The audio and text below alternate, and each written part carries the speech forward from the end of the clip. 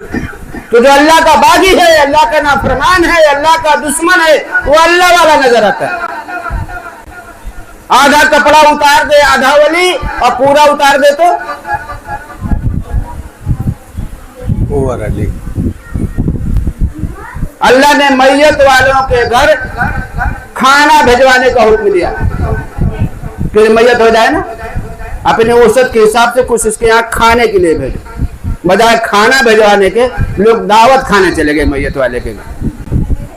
कि अल्लाह ने जो हमें और आपको अशरफुल मखलूकात बनाया, इंसानों में पैदा फरमाया, तो क्या हमने अल्लाह के यहाँ कोई एप्लीकेशन, कोई दरख्वास्त दी थी कि अल्लाह हमें इंसान बनाना, अशरफुल मखलूकात बनाना, मुसलमान के घर में पैदा करना? अल्लाह ने मेरे मोहतरम भाइयों, बुजुर्गों, दोस्तों, बिन मांगे बिन कहे अपने फजल से, अपने करम से हमें पैदा कर दिया। सहाबा इकराम के ईमान लाने से पहले की जिंदगी जब आप देखेंगे तो देखो, जिंदगी के अंदर जब दीन नहीं होता, अल्लाह का हुक्म नहीं होता, नबी का तरीका नहीं होता, तो बज़ाहिर तो ये इंसान होता है,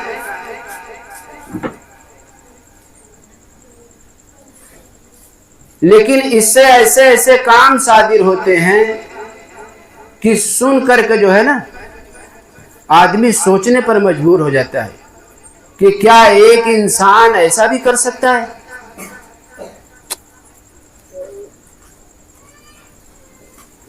इंसान अशरफुल मखलूकात, सबसे अच्छी मखलूक, सबसे आला मखलूक, सबसे बेहतरीन मखलूक, लेकिन जब जिस इसकी जिंदगी के अंदर जो है दीन नहीं होता, अल्लाह का हुक्म नहीं होता, तो बेदीनी इसको वहां गिरा करके ले जाती है कि जो है जितनी मखलूक दुनिया में है सबसे गिरे हुए तबके में चला जाता है।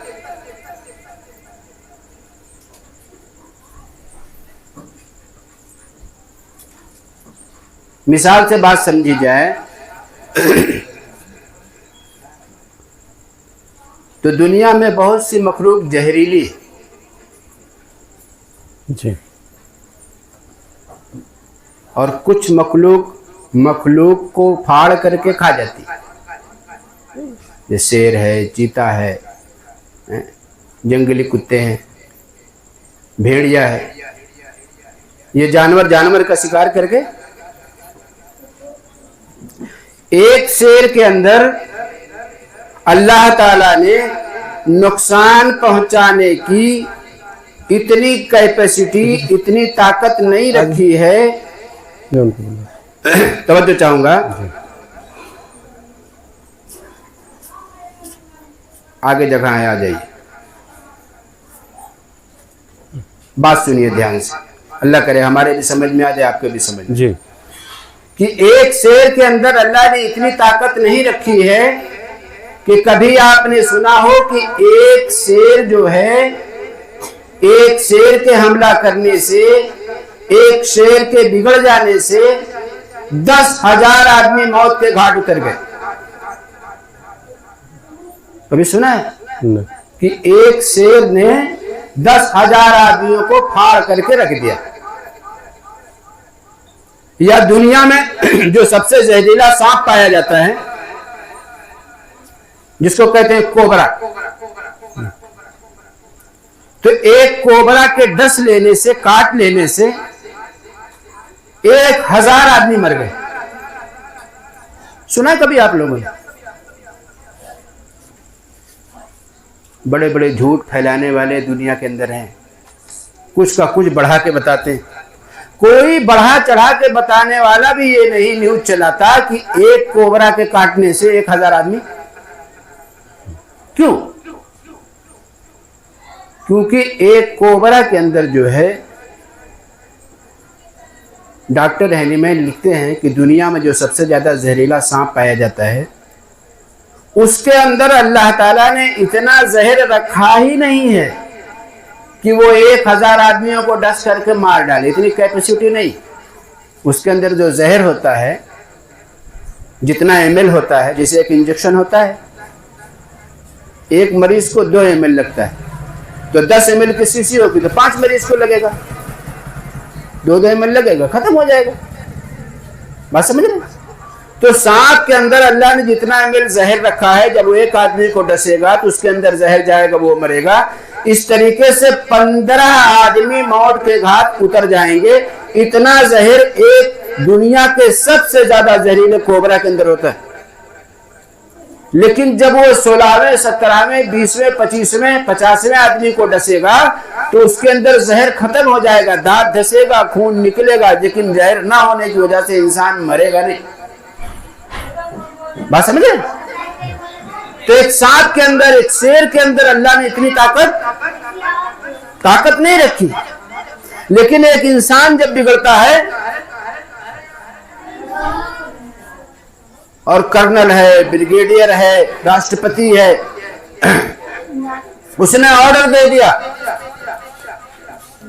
कि फला देश को नष्ट नाबूद कर दिया जाए, तो ऐसे ऐसे हथियार बन गए हैं दुनिया के अंदर कि अगर एक हथियार मार दिया जाता है ना तो पूरा पूरा देश खत्म हो जाता है। एक इंसान के बिगड़ने पर, एक इंसान के ऑर्डर पर।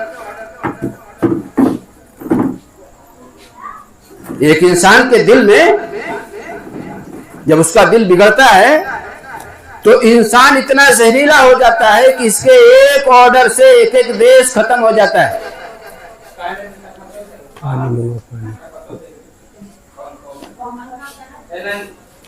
बात समझ रहे हैं कि एक इंसान के बिगड़ जाने से पूरा पूरा देश, कई कई घर, कई कई खानदान, कई कई मुल्क तबाह हो जाते हैं।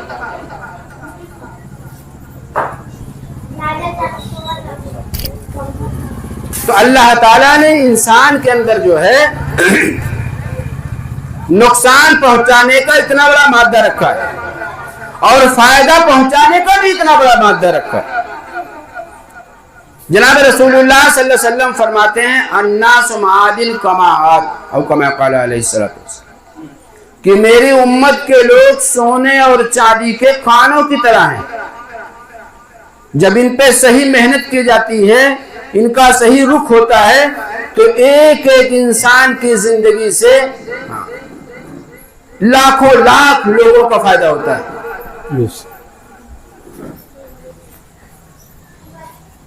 तो ईमान लाने से पहले सहाबा इकराम की जिंदगी कैसी थी?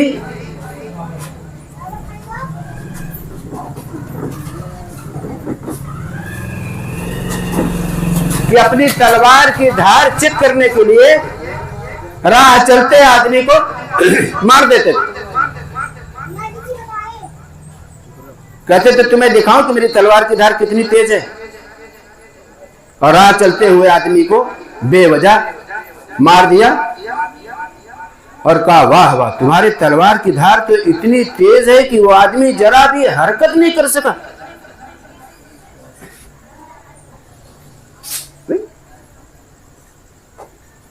इतनी जहालत, इतनी जहालत। बज़ाहिर इंसान,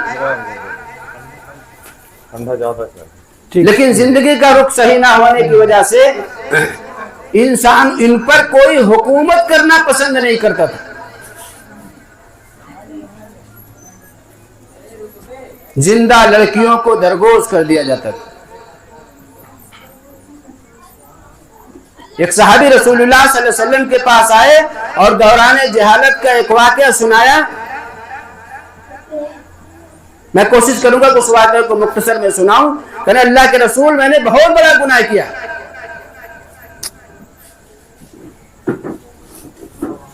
क्या अल्लाह मुझे माफ कर देगा? मेरे गुनाह बहुत बड़े हैं। अल्लाह के रसूल सल्लल्लाहु अलैहि वसल्लम, मेरे गुनाह सुन लीजिए। अल्लाह के रसूल सल्लल्लाहु अलैहि वसल्लम ने कहा सुनो। का दौरान जहालत में मैं ताजिर था, मैं तिजारत किया करता था, और तिजारत के सिलसिले में जो है कई कई महीनों सालों का सफर मेरा होता था। दूर दराज इलाके में मैं चला जाता था। तो कहा एक बार मैं जा रहा था, तो जिस वक्त मैं अपने घर से जा रहा था उस वक्त मेरी बीवी हामिला थी। और मैं तो तिजारत के सिलसिले में सफर पर निकल गया।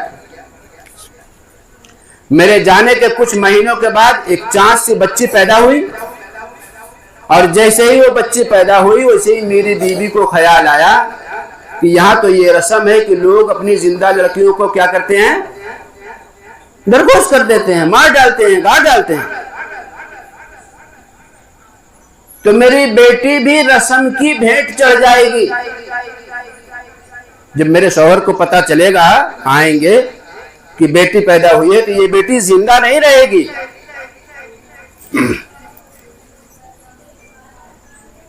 क्योंकि मेरे मोहतरम भाइयों, बुजुर्गों, दोस्तों, रस्म जो होती है ना, जब आदमी उसको दीन समझ के करता है ना, आप उसको लाख समझाओ, जिसको वो दीन समझ लेता है, सही समझ लेता है, वो लाख समझाने पर भी मानने को तैयार नहीं।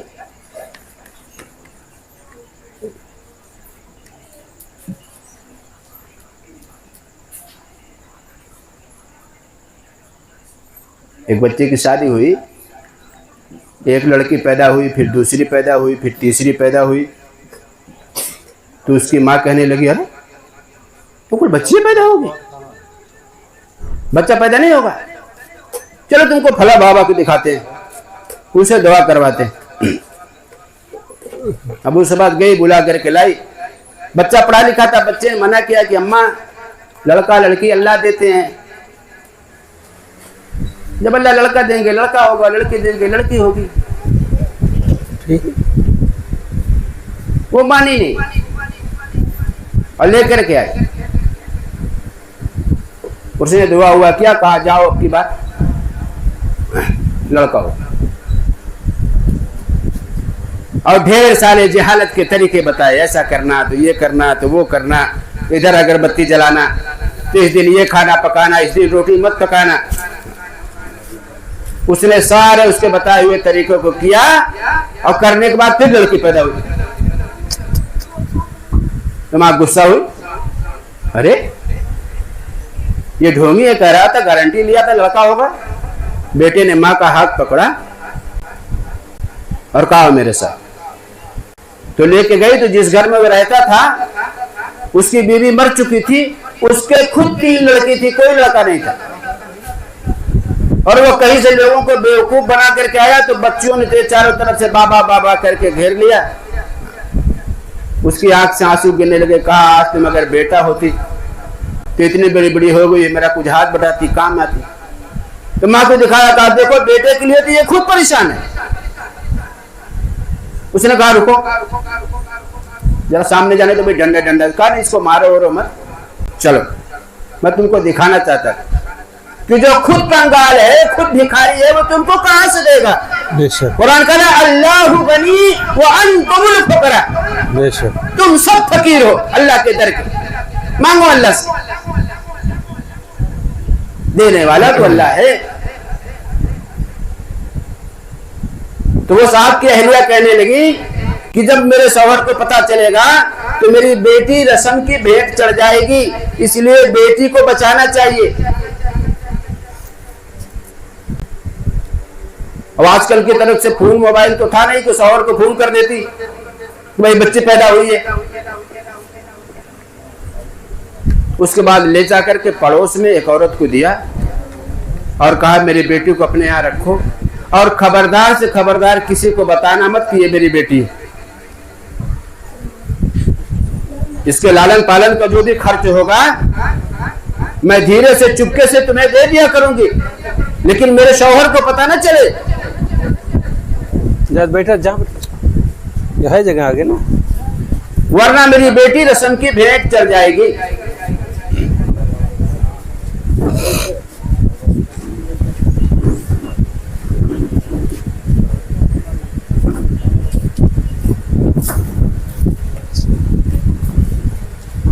आगो वाले बैठ जाए जिलानी भाई, बल्कि थोड़ा थोड़ा और आगो ले बैठ के बैठे बैठे बैठे।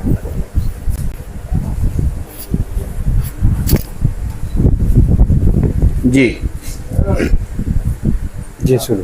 तो बेटी की माँ ने जो है पड़ोसन को दिया और कहा मेरी बेटी अपने घर रखो, खबरदार से खबरदार, बताना मत, जाहिर मत करना कि ये मेरी बेटी है, वरना मेरी बेटी जिंदा नहीं रहेगी। मैं जो भी इसकी उजरत है, इसका खर्च है, बर्च है, वो तुम्हारे यहाँ दे दिया करूंगी चुपके से। कुछ दिनों के बाद उसके शौहर आए तिजारत से वापस,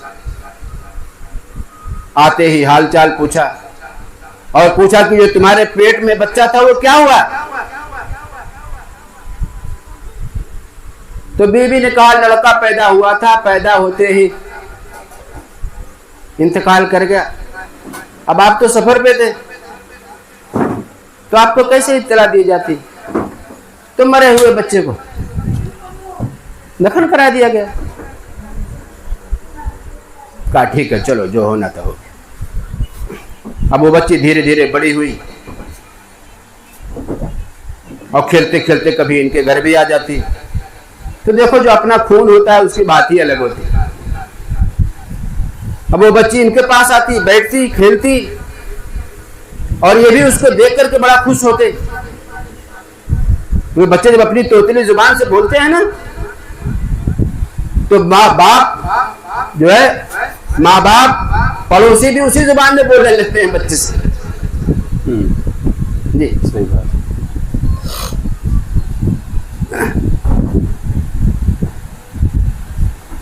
कि जो अच्छा खासा बोल रहा है वो भी बच्चों से। हमारे डॉक्टर नसीम साहब छोटे छोटे बच्चे मिलेंगे ना, तो उनको उसी जुबान में बोलेंगे, अस्सलाम वालेकुम, तो कहें वाह सलाम, कहें खैरियत तो हो। तो बच्ची इसी तरीके से तोतली जुबान में बोलती, बात करती। अभी अपना खून है, इनको बड़ा अच्छा लगता। हालत ये हो गई कि उसको जब ये देखते ना तो बेचैन हो जाते। अब बीबी से पूछते किसकी बच्ची है? कहा पड़ोस की बच्ची है। कहा वल्लाह बहुत अच्छी बच्ची है। इसको पता नहीं को जब नहीं देखता हूं ना, दिल में एक अजीब सी कैफियत होती है। क्यों नहीं इसके घर वाले से कह देते ये हमारे यहाँ रहा करे, खिलाएंगे पिलाएंगे, इसकी सारी जरूरियात को पूरा करेंगे। बीवी ने भांप लिया कि मेरे शौहर के अंदर जो है बेटी की मोहब्बत उतर गई है, अब मेरी बेटी जिंदा दरगोज नहीं की जाएगी। अब लाओ राज को फांस कर दिया जाए, बता दिया जाए। बीवी ने कहा जानते हो किसकी बच्ची है? कहा हाँ हाँ वो फला पड़ोसी की बच्ची है ना, तुमने तो बताया था। कहा नहीं मैंने सही नहीं बताया था। कहा फिर? कहा ये बच्ची मेरी बच्ची है, आपकी बच्ची है। ये बच्ची आपके जाने के बाद पैदा हुई थी और मैं इस डर से कि कहीं जिंदा दरगोज न कर दिया जाए, मेरी बेटी मार ना डाली जाए, गाड़ ना डाली जाए, जैसे कि आजकल रस्म चल रही है। तो इसलिए मैंने आपको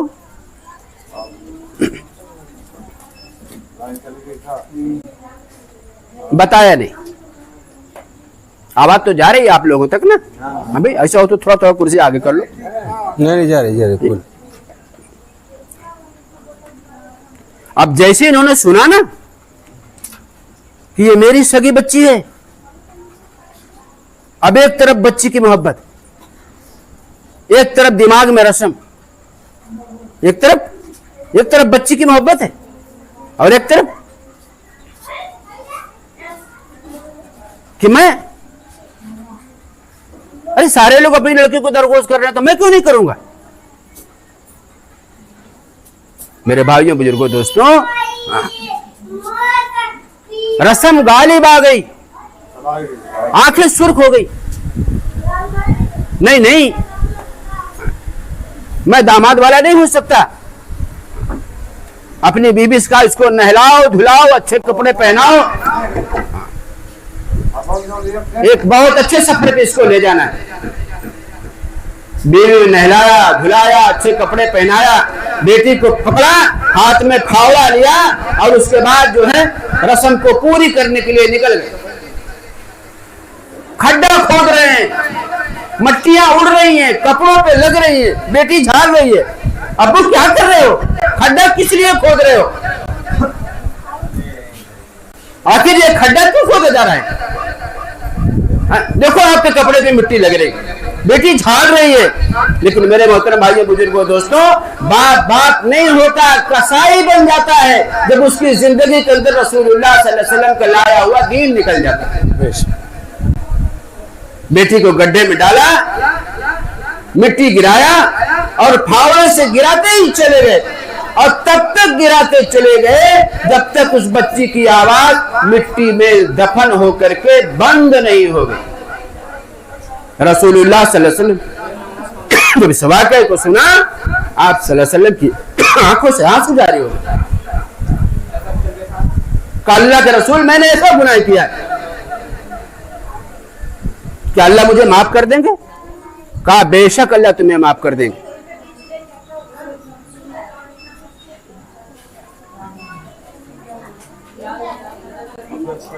बल्कि एक जगह तो कुरान करीम के अंदर आता है, इल्ला मन ताबा आमनु व अमलु सालिहन फउलाइका युबद्दिलुल्लाहु सय्यातिहिम हसनात व कान अल्लाहु गफूरुर रहीम। कि जिसने सच्चे दिल से तौबा कर लिया,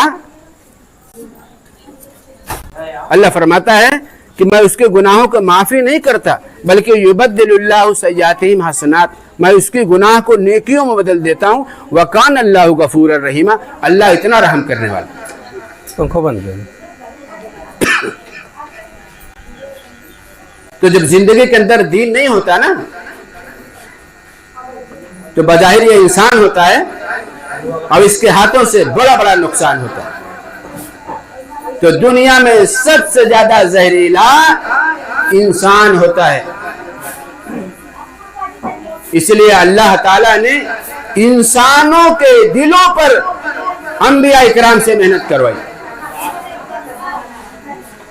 इंसान का दिल ये मेहनत का मैदान बनाया गया कि जब इसके दिल पर मेहनत होगी, इसे अल्लाह फरमाता है कि तुम्हारे जिसके अंदर एक गोश्त का लोथड़ा है जिसको कल्ब कहते हैं, जब ये बन जाता है तो पूरा इंसान बन जाता है।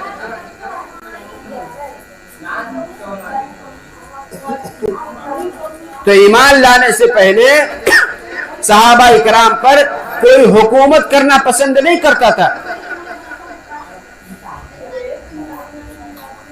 काबा के अंदर जो है, अल्लाह के घर के अंदर 360 बुत रखा हुआ था। रोज का एक खुदा, ये पानी देने वाला, ये बारिश कराने वाला, हाँ, ये बीमारी भगाने वाला, ये फला फला फला।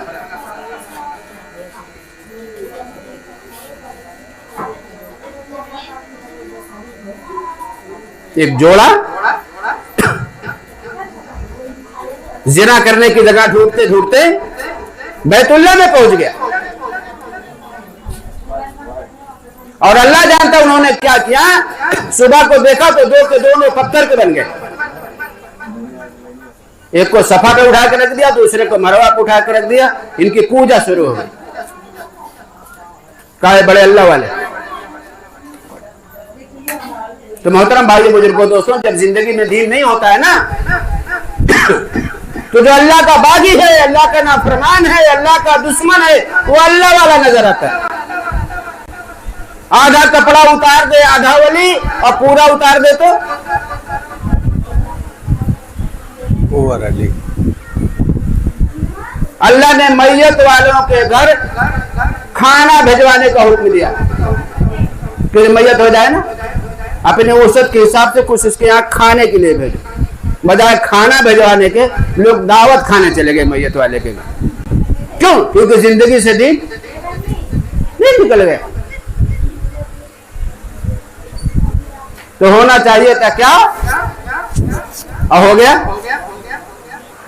क्योंकि रसूलुल्लाह सल्लल्लाहु अलैहि वसल्लम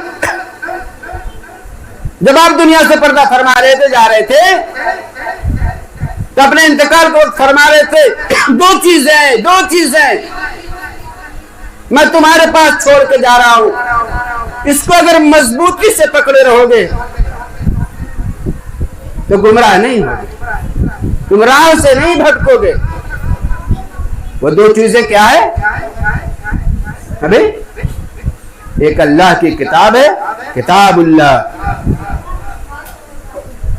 और एक रसूलुल्लाह सल्लल्लाहु अलैहि वसल्लम की सही हदीस का। इसको मजबूती से पकड़ना। जैसे दूध चेक करने के लिए इलेक्ट्रोमीटर होता है ना, कोई दूध बेचने वाला ये कहता है कि मैंने दूध में 50% पानी मिलाया है? नहीं। ये पानी न डालो, कहाँ मिलाता हूं जी? अब देखो तो आधा से ज्यादा पानी। तो हर दूध बेचने वाला कहता है मेरा दूध असली है। अल्लाह कुरान के अंदर फरमाता है वातस्मु बिहब्लिल्लाहि जमीअन वला तफर्रकू, कि अल्लाह की रस्सी यानी कुरान को मजबूती से पकड़ो, वला तफर्रकू, फिरकों में न बंटना।